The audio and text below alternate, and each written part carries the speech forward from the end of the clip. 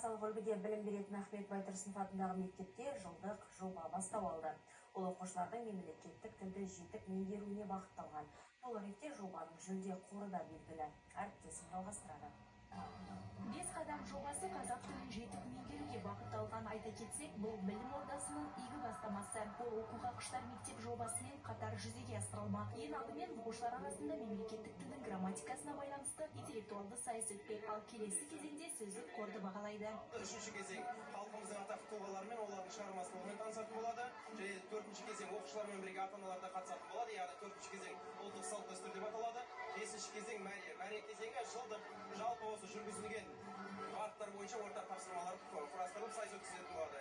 Жыл бойы қатысушылар әлеуметтік желіде кері байланыс жасауы тиіс. Бұл оларға қосымша ұпай жинауға мүмкіндік береді. Айта кетейін, жобаның жүлде қоры жарты миллион теңге. Игі бастаманың қорытындысы мамыр айында белгілі болмақ. Альфия Омарова, Станислав Кекин, Телебес телекомпаниясы.